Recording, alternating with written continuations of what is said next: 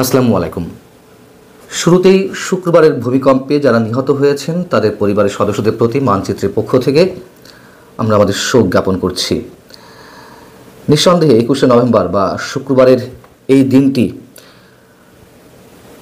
দেশের 80% মানুষ বা 90% মানুষের জন্য ভয়ঙ্কর অভিজ্ঞতার। তার কারণ এমন অভিজ্ঞতা, এমন ভূমিকম্প এর আগে অন্তত যারা আমরা জীবিত আছি তারা কেউ কখনো দেখিনি। কিন্তু প্রশ্ন হচ্ছে যে সব কিছুতেই রাজনীতির গন্ধ খুঁজে ফেরার চেষ্টা কেন? সব কিছুকে কেন্দ্র করে কেন আমরা রাজনীতি করার চেষ্টা করি? সে বিষয়ে কিছু কথা বলবো। অনেকের কাছে মজাও লাগতে পারে, এবং যখন এরকম একটি দুঃসহ অভিজ্ঞতার মধ্যে দিয়ে আমরা যাচ্ছি, আমরা দেখলাম যে কিছু ব্যক্তি সামাজিক যোগাযোগ মাধ্যমে এআই দিয়ে ফেক ভিডিও তৈরি করে কিভাবে একের পর এক বিল্ডিং ধসে যাচ্ছে, বিল্ডিংগুলো দুলছে দোলনার মতন। কোনোটা সত্য, তারপরে যা যেভাবে উপস্থাপন করা হয়েছে তা একেবারেই মিথ্যা, সর্বৈব মিথ্যা। মানুষ এমনিতেই আতঙ্কিত ছিল, তার উপরে আরও বেশি আতঙ্কিত করে ফেলা হয়েছে। এগুলো যাদের হার্ট দুর্বল তাদের জন্য অনেক সমস্যা তৈরি করে। যাই হোক, আবার আমরা এই চিত্রও দেখলাম পেশার প্রতি, নিজের কাজের প্রতি মানুষের যে দায়বদ্ধতা সেগুলো আমাদের সামনে ফুটে উঠেছে ভয়ঙ্কর এই দিনটিতে। যেমন ঢাকার একটি হসপিটালে দেখলাম যে একজন চিকিৎসক এবং একজন নার্স, মানুষ যখন নিজের জীবন নিয়ে ছুটোছুটি করছে তখন তারা তাদের জীবনের মায়া ভুলে একটি হাসপাতালের নিবিড়, শিশুদের নিবিড় পরিচর্যা কেন্দ্রে তারা শিশুদের কাছে ছুটে গেছেন। ছোট্ট ছোট্ট শিশুর হাত ধরে তারা বসে আছেন। কি মমতা! এটাই বুঝি পেশাদারিত্বের প্রতি শ্রদ্ধা এবং একই সঙ্গে মানবতার জয়গান। আমরা এই চিত্রও দেখেছি যে দেশের বেসরকারি টেলিভিশন চ্যানেলগুলোর মধ্যে যারা লাইভ করছিল বিভিন্ন অনুষ্ঠানের বা খবরের, আমরা দেখলাম যে সেসব অনুষ্ঠান বা সংবাদের উপস্থাপক বা অ্যাঙ্করিংয়ের দায়িত্বে যারা ছিলেন তারা কাঁপছেন, তারা ভীত সন্ত্রস্ত, কিন্তু তারা চেয়ার ছেড়ে উঠছেন না। তারা নিউজ পড়ে যাচ্ছেন। যারা প্রোগ্রাম পরিচালনা করছিলেন তারা সেই কাজটি করে যাচ্ছেন। ক্যামেরার পিছনে যারা ছিলেন, প্রডিউসার থেকে ক্যামেরাম্যান বা আরও যারা সহযোগী থাকেন একটা প্রোগ্রামে, তারা তাদের কাজ করে যাচ্ছেন। স্যালুট তাদের প্রতি। এখন মূল কথায় আসি। দেখলাম যে সামাজিক যোগাযোগ মাধ্যমের টাইমলাইনগুলো ভরে গেছে নানান ধরনের মন্তব্যে ভূমিকম্পকে কেন্দ্র করে। কেউ তাদের ভয়ঙ্কর অভিজ্ঞতার কথা বর্ণনা করছেন, আবার কেউ এরকম সিরিয়াস একটা ঘটনার মধ্যে যেসব মন্তব্য তুলে ধরেছেন, হয়তো তাদের বিশ্বাস থেকে, তাদের অবস্থান থেকে নানান ধরনের মন্তব্য তুলে ধরেছেন। আমি অন্য কোথাও গেলাম না, আমি একটি স্ট্যাটাস দিয়েছিলাম, একটা পোস্ট দিয়েছিলাম আমার অভিজ্ঞতা, ছোট্ট একটা অভিজ্ঞতাকে কেন্দ্র করে। সেখানে অনেকেই মন্তব্য করেছেন। সবার প্রতি শ্রদ্ধা জ্ঞাপন করি। আমি কয়েকটি মন্তব্য একটু পড়ে শোনাই আপনাদের। আর কেউ যে লিখছেন, দেশের অরাজকতাই আল্লাহর ইশারা, ইউনূসের অমানবিক শাসনের জন্য গজব নাজিল হচ্ছে। আবার কেউ লিখছেন, অত্যাচারী স্বৈরশাসকের কারণে আল্লাহ গজব নাজিল করে। মানুষের পাপাচার, শাসকদের অন্যায় অত্যাচার, মুনাফিকের সীমা অতিক্রম করলে আসমানের মালিক গোস্বায় কাঁপতে থাকেন এবং জমিনে নানান প্রাকৃতিক দুর্যোগ অনিবার্য হয়ে পড়ে। কেউ আবার বলছেন, বাংলাদেশের মাথার উপর অভিশপ্ত সুদখোর ইউনূস, দেশে একটা পর একটা দুর্যোগ লেগেই আছে।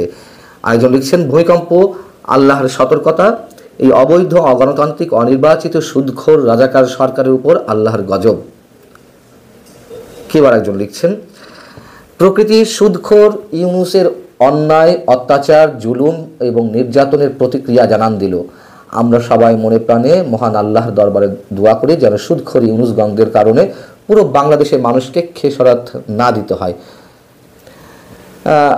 আরও আছে যেমন, এই টাইপের ভূমিকম্প বিরল, কিন্তু শেখ হাসিনার সময় ছোটোখাটো ভূমিকম্প হলে তা ছিল আলেমদের বিচার করার জন্য আল্লাহর তরফ থেকে বর্ষিত গজব। এবং একই সুরে বলতে চাই, যে দেশের প্রধান সুদখোর, যে দেশের প্রধান নাস্তিক, ইহুদি, নাসারাদের দালাল, সে দেশে এমন ভূমিকম্প আসা স্বাভাবিক। তা আল্লাহর পক্ষ থেকে এটা সরাসরি গজব ছিল। এই ভদ্রলোক আবার নিজের নিরপেক্ষতা প্রমাণ করেছেন, মানে দুজনকেই অ্যাটাক করেছেন। আর এর আগে সবাই ডক্টর ইউনূসকে অ্যাটাক করছিলেন।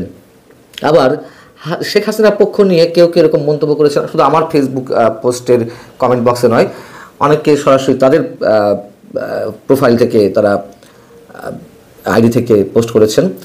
যেমন ভূমিকম্পের থেকে অধিক শক্তিশালী হয়ে জননেত্রী শেখ হাসিনা ফিরে আসবে ইনশাল্লাহ। আরেকজন লিখছেন, শেখ হাসিনার মৃত্যুদণ্ডের রায়ে এটা আল্লাহর গজব। এরকম আরও অনেকে লিখেছেন। এই যুগে এসে এমন কথাবার্তা আমরা কেন বলছি? শেখ হাসিনাকে মৃত্যুদণ্ডের রায় নিয়ে নানান ধরনের বিতর্ক থাকতে পারে, কিন্তু সরাসরি আল্লাহর গজব পড়বে, এটা কোন ধরনের কথা? তাহলে চাঁদের বুকে যে সাইদির, দেলোয়ার হোসেন সাইদির ছবি দেখা গিয়েছিল সেটা সত্য? তার যখন ফাঁসির রায় দেওয়া হলো ট্রাইব্যুনাল থেকে, তখন তো একটা অরাজক পরিস্থিতির সৃষ্টি হলো। চাঁদে দেলোয়ার হোসেন সাইদির ছবি দেখা গেছে, তিনি এমনই আলেম ব্যক্তি, এরকম কথাবার্তা ছড়িয়ে ফটোশপে এরকম ছবি ছেড়ে মানুষকে উত্তেজিত করে ফেলা হলো, তাদেরকে রাজপথে আনতে বাধ্য করা হলো, তুমুল একটা সংঘর্ষের সৃষ্টি হলো, অনেক মানুষ নিহত হলেন। আবার আমরা দেখলাম দেলোয়ার হোসেন সাইদিকে কেন্দ্র করেই আমার দেশ পত্রিকা তারা সে সময় দেখালো যে দেলোয়ার হোসেন সাইদির ফাঁসির রায় দেওয়া হয়েছে, এই জন্য কাবা শরীফের গিলাফ পরিবর্তন করা হয়েছে। আরে গিলাফ তো প্রতি বছরই পরিবর্তন করা হয়, কিন্তু এই পরিবর্তনের ছবি, আগে পরের পরিবর্তনের ছবি আমার দেশে প্রচার করা হলো, প্রকাশ করা হলো। মনে হচ্ছে যেন তারা সরাসরি লিখলো যে দেলোয়ার হোসেন সাইদির ফাঁসির রায়ের বিরুদ্ধে কাবা শরীফের গিলাফ পরিবর্তন করা হয়েছে। বাংলাদেশের মানুষ এতই অশিক্ষিত, এতই মূর্খ, বোকা, অবৈজ্ঞানিক যুগে বসবাস করছে যে সব লিখে মানুষকে উত্তেজিত করা। ঠিক শেখ হাসিনাকে কেন্দ্র করে যা লিখেছেন এগুলো আমি নিতে পারছি না। আবার জামাতে ইসলামের কোনো নেতাকে দেখলাম তারা বলা শুরু করে দিয়েছেন, জামাতে ইসলাম যদি ক্ষমতায় আসে তাহলে ভূমিকম্পে ক্ষয়ক্ষতি যাতে না হয় সেই ব্যবস্থা করা হবে। কি অদ্ভুত অদ্ভুত কথাবার্তা। তবে একথা সত্য, আমরা যারা ইসলাম ধর্মে বিশ্বাসী, পবিত্র কোরআনে অথবা হাদিসের বিভিন্ন আয়াতে এই ধরনের মন্তব্য আছে, যখন মানুষ অত্যাচার, অবিচার, অশ্লীলতা ও পাপাচার প্রকাশ্যে করতে থাকে তখন তাদের মাঝে ভূমিকম্প এবং বিভিন্ন বিপদ দেখা দেয়। এইসব আল্লাহর পক্ষ থেকে সতর্কতা। কখনো কোনো সত্য মিথ্যার পার্থক্য বোঝানোর জন্য ভূমিকম্প হয়ে থাকে, এরকম নানান ধরনের বর্ণনা হাদিসে রয়েছে, সেগুলো আমরা জানতে পারি রয়েছে, এটা সত্য কথা এবং হয়েছেও। ইতিহাস থেকে জানা যায়, প্রাচীন ইতিহাস থেকে। এবং সবশেষ এই কথাটা বলতে চাই যে বাংলাদেশ তো বৈজ্ঞানিকভাবেই, প্রাকৃতিকভাবেই ভূমিকম্পের প্রচণ্ড ঝুঁকির মধ্যে রয়েছে এবং বিশেষজ্ঞরা তো কথা বলে থাকে যে 7 মাত্রার ভূমিকম্প হলে রাজধানীতে ঢাকা শহরে যে 21 লাখ ভবন রয়েছে তার 7 লাখই একেবারে গুঁড়িয়ে যাবে, সবই ধসে পড়বে। সবচেয়ে আগে ক্ষতিগ্রস্ত হবে 6 তলার উপরে যেই ভবনগুলো রয়েছে, প্রায় 7 লাখ, আমার যদি ভুল না হয়ে থাকে, সব করা মুহূর্তের মধ্যে ধসে পড়বে। কারণ এগুলো বিল্ডিং কোড মেনে করা হয়নি অধিকাংশই। আর শুক্রবার যে ভূমিকম্প ছিল সেটাতে ছিল মাত্র 5.7 মাত্রার। যদি এটি রিক্টার স্কেলে 7 মাত্রার হয়ে থাকে তাহলে ঢাকা শহরে একেবারে ধুলার সঙ্গে মিশে যাবে। এটা তো আমরা জানি। কেন এই কথা বললাম? শেষে এসে যে প্রতিটি সরকারের সঙ্গে আমরা দেখি যে ফায়ার ব্রিগেডের কর্মীদের উন্নত দক্ষ করার জন্য নানান ধরনের প্রশিক্ষণের ব্যবস্থা করা হচ্ছে, এই সরঞ্জাম আনা হচ্ছে, সেই সরঞ্জাম আনা হচ্ছে, শুধু ভূমিকম্পের প্রস্তুতি নয়, অগ্নিকাণ্ডের ক্ষেত্রেও। কিন্তু আমাদের সামনে তো, আমি একটু সংশোধন করে দিই, 7 মাত্রার ভূমিকম্প নয়, রিক্টার স্কেলে 6 মাত্রার ভূমিকম্প হলে ঢাকা শহরের 21 লাখ ভবনের মধ্যে 6 লাখ ভবনই ধুলার সাথে মিশে যাবে প্রথম অবস্থাতেই, বাকিগুলো নিশ্চয়ই ক্ষতিগ্রস্ত হবে, এরকম আশঙ্কা বিশেষজ্ঞদের। যাও, আমাদের প্রস্তুতির কথা বলছিলাম। ঢাকা শহরে যে বিল্ডিং কোড না মেনে একের পর এক ভবন তৈরি হচ্ছে, একটা ফায়ার ব্রিগেডের গাড়ি কোথাও ঢুকতে পারে না অলিতে গলিতে, যে অবস্থা অপরিকল্পিতভাবে এখনও গড়ে উঠছে সব কিছু। আমাদের সামনে রানা প্লাজা উদাহরণ হিসেবে রয়েছে। এক রানা প্লাজা যখন ধসে পড়ল, প্রায় 1200 মানুষ নিহত হলেন। উদ্ধার তৎপরতা চলছিল যথাসাধ্যভাবে, কিন্তু আমাদের কার্যক্রম কিংবা আমাদের সক্ষমতা তো সীমাবদ্ধ। শেষ পর্যায়ে এসে একটা হ্যাক্সো ব্লেডের জন্য চিৎকার চেঁচামেচি করছিল ফায়ার সার্ভিসের কর্মীরা। মানে কয়েকদিন ধরে তো উদ্ধার তৎপরতা চললো, নিশ্চয়ই আপনাদের মনে আছে। একটা পর্যায়ে আমাদের সরঞ্জাম নেই, হ্যাক্সোগুলেট নেই, ফায়ার সার্ভিসের কর্মীরা তারা পাগল হয়ে গেছে ভিতরে যে মৃতদেহ আছে অবশিষ্ট সেগুলো বের করার জন্য। এই হচ্ছে আমাদের অবস্থা। কিন্তু যখনই এ ধরনের ঘটনা ঘটে তখনই একটু তৎপরতা দেখা যায়, আমরা সে করব, এ করব, ও করব, আমাদের সরকারের কর্তা ব্যক্তিরা এসব বয়ান আমাদের সামনে দেন, কিন্তু পরে আবার যা তাই, হয়তো বাজেট কিছু থাকে এই সরঞ্জাম সে সরঞ্জাম আনার জন্য, বিদেশি এনজিওগুলো বা বিদেশে নানান দেশের সরকারের পক্ষ থেকে নানান ধরনের সহযোগিতা আসে, কিন্তু পরবর্তীতে সেগুলো কোথায় মিলিয়ে যায় সব সময় শুনি আমাদের এই সংকট সেই সংকট। এবং আমি মনে করি শুক্রবার যে ভূমিকম্পটি হলো, আমাদের ভয়ঙ্কর অভিজ্ঞতার যে সঞ্চয় হলো, এটি নিঃসন্দেহে একটি সতর্ক সংকেত। যে কোনো মুহূর্তে এরকম এর চেয়ে ভয়ঙ্কর কিছু ঘটতে পারে, তার একটি বার্তা সম্ভবত প্রকৃতি আমাদের দিয়ে দিল। প্রশ্নটি এ কারণেই আসছে যে এই দিল্লি বিস্ফোরণকে কেন্দ্র করে ঢাকা বা বাংলাদেশের একটা যোগসূত্র পাওয়া গেছে বা পাওয়া যেতে পারে বা গেছে, এমনটা আলাপ আলোচনা চলছে ভারতীয় গণমাধ্যম, ভারতীয় কূটনৈতিক মহল এবং বিভিন্ন পর্যায়ে। সেই জায়গা থেকে দিল্লি গরম হওয়াটাই স্বাভাবিক এবং ঢাকা কিছুটা ঝড়ের আভাস নিশ্চয়ই বুঝতে পারছে। এই বুঝতে পারবার কারণে ঢাকা কি নরম, নাকি ভেতরে ভেতরে বন্ধু পাকিস্তানকে নিয়ে গরম হবার প্রস্তুতি চলছে? আর এই যখন অবস্থা, এই প্রস্তুতির মধ্যে বাংলাদেশের জাতীয় নিরাপত্তা উপদেষ্টা খলিলুর রহমান দিল্লিতে এই মুহূর্তে অবস্থান করছেন। আজকে একটি গুরুত্বপূর্ণ সম্মেলন আছে, কলম্বো সিকিউরিটি কনক্লেভ। এটি আমাদের এই অঞ্চলে ভারত মহাসাগর অঞ্চলের পাড়ে যে দেশগুলো তাদের নিয়ে একটা ফোরাম, সেই ফোরামের আজকে একটি গুরুত্বপূর্ণ বৈঠক আছে। এই বৈঠকটির আগে ঠিক গতকাল ভারতের জাতীয় নিরাপত্তা উপদেষ্টার সঙ্গে বৈঠক হয়েছে। বাংলাদেশের জাতীয় নিরাপত্তা উপদেষ্টার এই ধরনের দ্বিপাক্ষিক বৈঠকে আসলে কি আলাপ হয়, সাধারণত এই বিষয়গুলো যেভাবেই গাল গল্প মেরে বর্ণনা করুন না কেন, এগুলো নিরাপত্তার খাতিরে, নিরাপত্তার স্বার্থে বাইরে প্রকাশিত হয় না। দুদেশই বাংলাদেশ হাই কমিশন বিবৃতি দিয়েছে, ভারতের পররাষ্ট্র মন্ত্রণালয় জানিয়েছে যে একটা বৈঠক হয়েছে। কি আলাপ হয়েছে খুব সংক্ষেপে দুই একটা লাইন তারা লেখে। যেমন বাংলাদেশের হাই কমিশন লিখেছে যে দ্বিপাক্ষিক বৈঠক হয়েছে, যা ভারতের জাতীয় নিরাপত্তা উপদেষ্টাকে বাংলাদেশ সফরের আমন্ত্রণ জানানো হয়েছে, ইত্যাদি ইত্যাদি।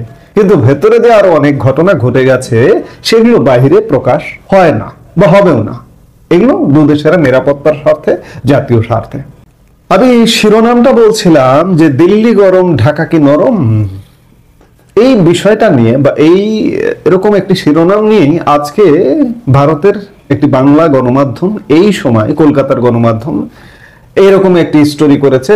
বিস্ফোরণের ঘটনার পর কঠোর দিল্লি, তাই কি নরম ঢাকা, এমন শিরোনামে একটা স্টোরি করেছে।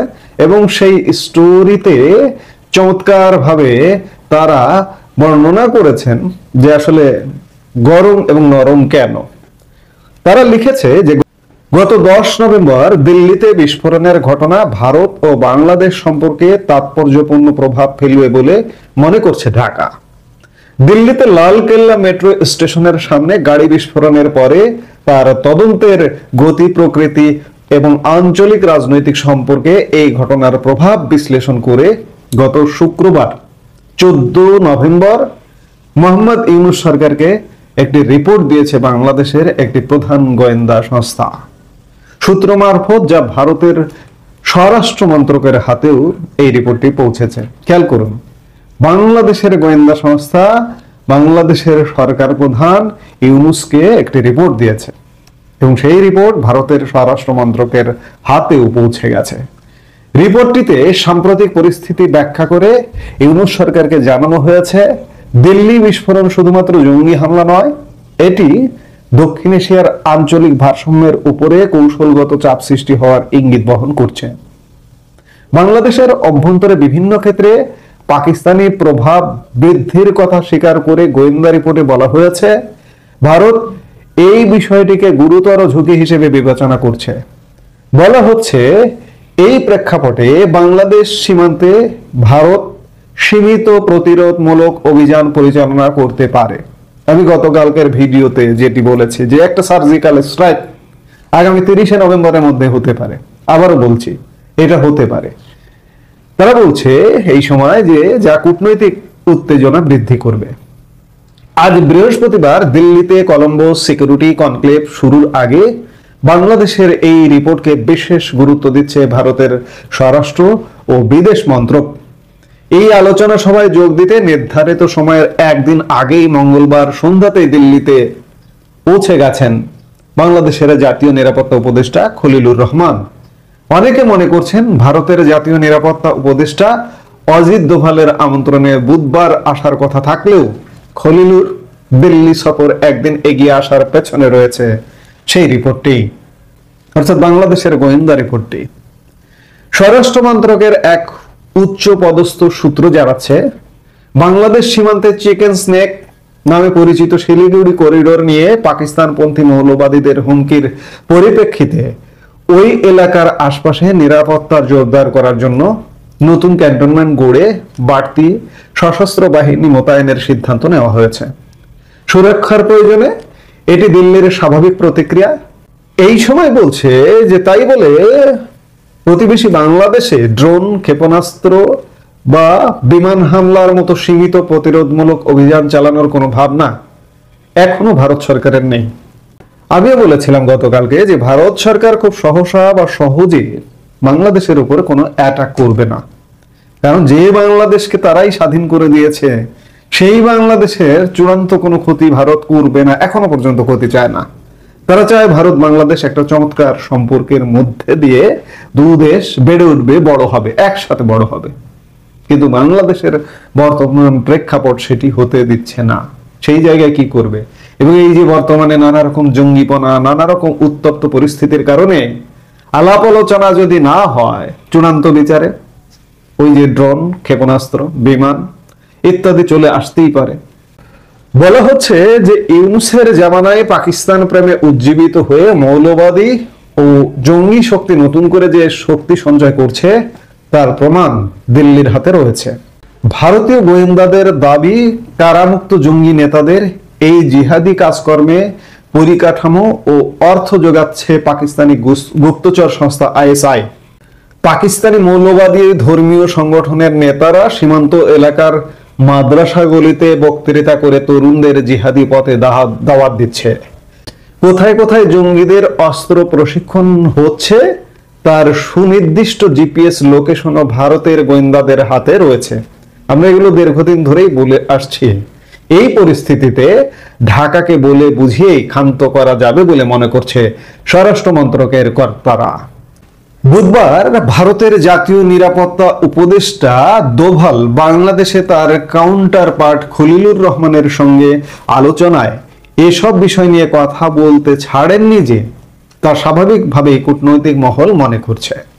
একই সঙ্গে নিশ্চয়ই এই আশ্বাসও দিয়েছেন যে সরকারের গুরুত্বপূর্ণ পদাধিকারীরা অকারণে ভারত বিরোধী জিগির তুলে পরিস্থিতি উত্তপ্ত করা বন্ধ করলে এবং কড়া হাতে জঙ্গিদের শায়েস্তা করলে ড্রোন বা ক্ষেপণাস্ত্র হানার আতঙ্কে থাকতে হবে না। সতর্ক করে দিয়ে থাকতেই পারে। কোথায় কোথায় জঙ্গিদের অস্ত্র প্রশিক্ষণ চলছে তার তালিকাও খলিলুর রহমানের হাতে তুলে দিতে পারে ভারত। দুই দেশ পৃথক বিবৃতিতে জানিয়েছে দোভাল ও খলিলুরের বৈঠকটি হয়েছে জাতীয় নিরাপত্তার খাতিরে, বিস্তারিত বলা সম্ভব নয়। বাংলাদেশ, শ্রীলঙ্কা ও ভারত ছাড়া কলম্বো সিকিউরিটি কনক্লেভের সদস্য দেশ মালদ্বীপ ও মরিশাস আজ অনুষ্ঠিত হওয়া এই বৈঠকে অতিথি হিসেবে উপস্থিত থাকবেন মালয়েশিয়াও। গত বছরের আগস্টে কলম্বো কনক্লেভের ষষ্ঠ বৈঠকটি অনুষ্ঠিত হয়েছিল। বাংলাদেশ অস্থির পরিস্থিতির কারণে সেই বৈঠকে যোগদান করতে পারেনি। বুধবার দিল্লিতে বিদেশ মন্ত্রক জানিয়েছে সপ্তম অধিবেশনের উদ্দেশ্য সমুদ্র পরিসরের নিরাপত্তা বোঝাপড়া বৃদ্ধির পাশাপাশি এই বিস্তীর্ণ অঞ্চলে সন্ত্রাসবাদ প্রচার, পরিকাঠামো প্রসার রোধ এবং সংগঠিত অপরাধের মোকাবেলায় সমন্বয় বৃদ্ধি। ভারত ও বাংলাদেশের মধ্যে আলোচনায় অবশ্যই গুরুত্ব পেয়ে গেছে সন্ত্রাসবাদের প্রচার, ও পরিকাঠামো প্রসারের বিষয়টি বাংলাদেশ সরকারের হাতে তুলে দেওয়া সে দেশের গোয়েন্দা রিপোর্টটিতে বলা হয়েছে, ভারতের গোয়েন্দারা ধারণা করছেন, এক, বিস্ফোরণ নকশা ও অর্থায়ন হয়েছে ঢাকায় অবস্থানরত পাকিস্তান পন্থী চক্রের মাধ্যমে। দুই, 26 অক্টোবর 2025 তারিখে পাকিস্তানের joint chiefs of staff general Shahir Shamshad Mirza বাংলাদেশে এসে ডক্টর ইউনূস ও সেরা কর্মকর্তাদের সঙ্গে সাক্ষাৎ করেন। এর 14 দিন পরে দিল্লি বিস্ফোরণ ঘটার সংযোগ রয়েছে। তিন, পাকিস্তানের লস্করি তয়বার কমান্ডার সাইফুল্লাহ সাহেব ঘোষণা করেছে যে লস্করের একটি দল বাংলাদেশে প্রবেশ করেছে এবং জিহাদের পরিকল্পনা করছে। পাকিস্তানের নৌবাহিনীর যুদ্ধ জাহাজ পিএনএস সাইফের সম্প্রতি চট্টগ্রাম সফরকেও ভারত সন্দেহজনক মনে করছে বলে দাবি রিপোর্টে। তুরস্কের সঙ্গে ইউনূস সরকারের ঘনিষ্ঠতার চেষ্টাও ভারত নজরে রাখছে বলে জানানো হয়েছে। দিল্লির স্বরাষ্ট্র মন্ত্রকের এক অফিসার বলেন, এই রিপোর্ট পাওয়ার আগেই ভারত কঠোর মনোভাব ঢাকাকে জানাতে ছাড়েনি। দিল্লি বিস্ফোরণের আগে উত্তর পূর্ব ভারতে বাড়তি সেনা সমাবেশের প্রস্তুতি দেখেই ইউনূস সরকার সুর নরম করতে শুরু করে। আদানি গোষ্ঠীর বকেয়া বিদ্যুতের দাম মিটিয়ে দেওয়া এবং ভারতের দাবি মেনে বিতর্কিত ধর্মগুরু জাকির নায়েকের বাংলাদেশ সফরে নিষেধাজ্ঞা জারি তারই প্রতিফলন বলে মনে করা হচ্ছে। খলিলুর রহমান ফিরে আসার পরে সুর আরো নরম হবে বলে আশাবাদী স্বরাষ্ট্র মন্ত্রকের কর্তারা।